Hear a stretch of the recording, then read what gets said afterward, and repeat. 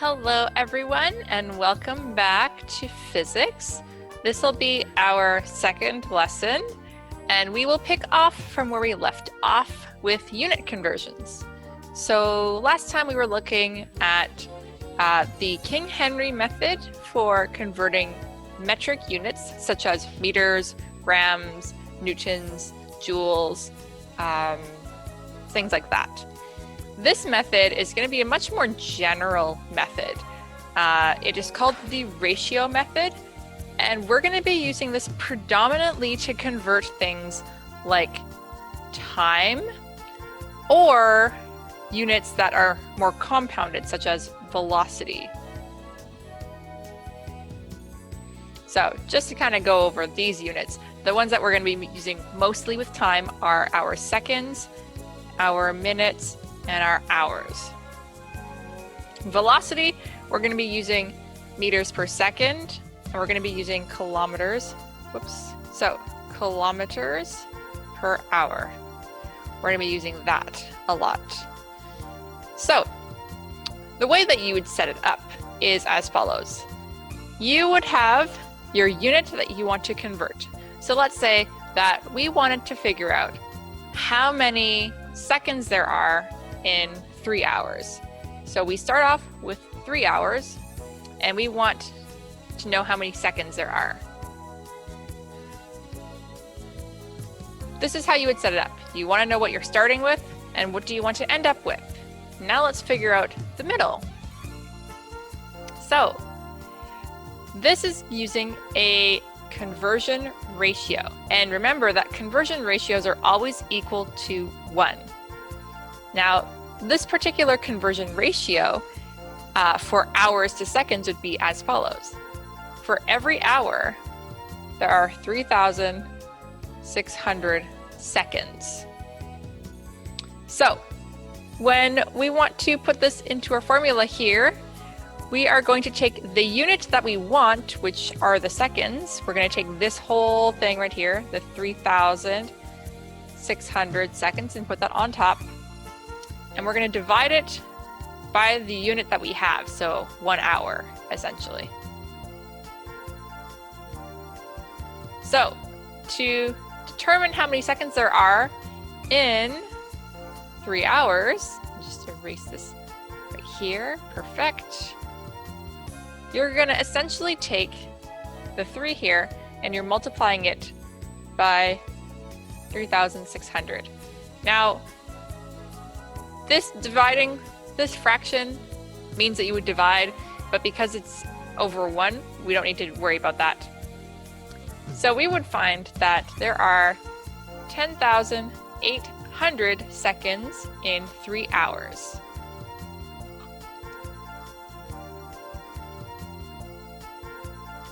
Again, just a reminder, conversion ratios are always equal to 1. So here's an example. 12 inches over 12 inches, if we divide that, we would get 1. If we take 1 foot and we divide it by 12 inches, we are still going to equal 1.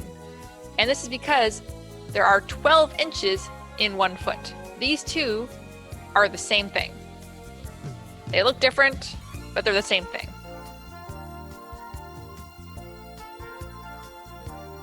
Now, here is an example, again, showing you how to essentially convert using the conversion ratio, and it shows you how the units get canceled out. Now remember, a unit can only get canceled if there is a multiplication and a division happening. It won't be canceled out if there's an addition or a subtraction. It has to be a multiplication and a division. So in this case, you would have your 4.5 kilometers. We want to convert it to millimeters. This is our conversion ratio. There are 1,000,000 millimeters in 1 kilometer. And then you would take that number here, multiply it by 1,000,000, and you would get 4,500,000 millimeters.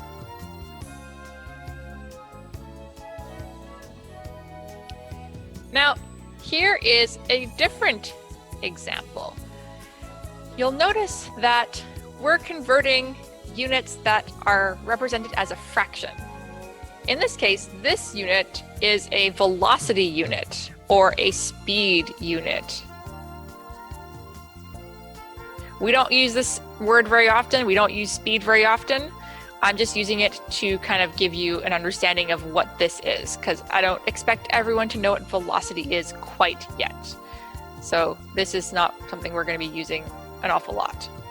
So we're converting from kilometers per hour to meters per second. Now, because there are two units here, we need to do two conversions. This is why we have one conversion ratio. This is for our meters. And we have this other conversion ratio. This is for our seconds. Now, you also have to take a look at where the units are in the fraction. If your unit starts on top, like your kilometers does, then you would do the setup for the conversion ratio the same way that we've been doing before. You take the unit that you want, which is the meters, and you divide it by the unit that you have, which is our kilometers. Now, if we look at this one right here, it's underneath. It is underneath the fraction. And we want our seconds to be underneath as well.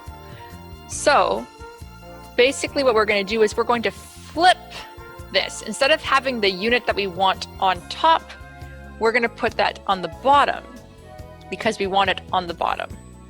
So you have to pay attention to the location of your units in the fraction and how your conversion ratio is going to work and look.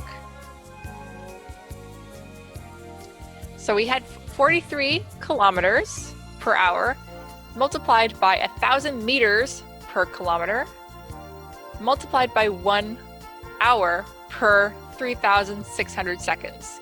So really what this is running down to is you're taking 43, you're multiplying it by 1,000 and dividing it by 3,600, and you will get 11.9 meters per second. So let's try out one yourself. Take a moment, pause the video here, and try to figure out how many hours there are in 5,000 seconds.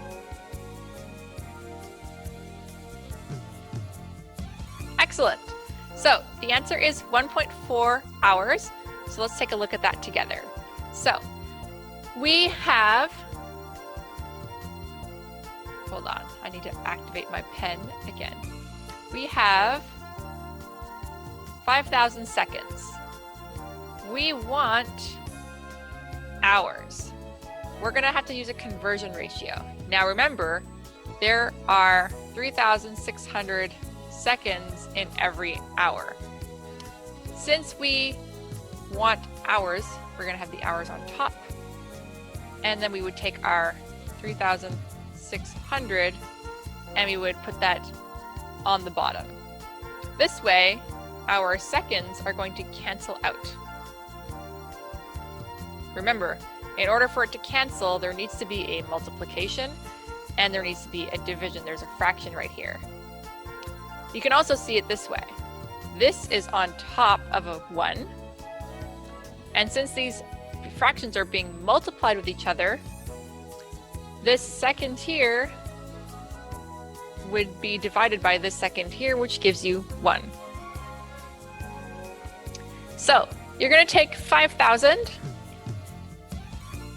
and you're going to divide it by the 3,600. And that will give you 1.3888 repeating, which we round up to 1.4 hours.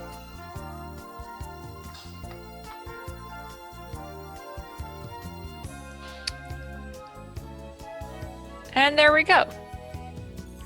So this is how we convert using conversion ratios. Now that you've seen this video, I want you to go and try out some conversions yourself. There is an assignment, there's a set of practice problems that I want you to go try out. And if you have any questions, don't be afraid to ask me. See you next time.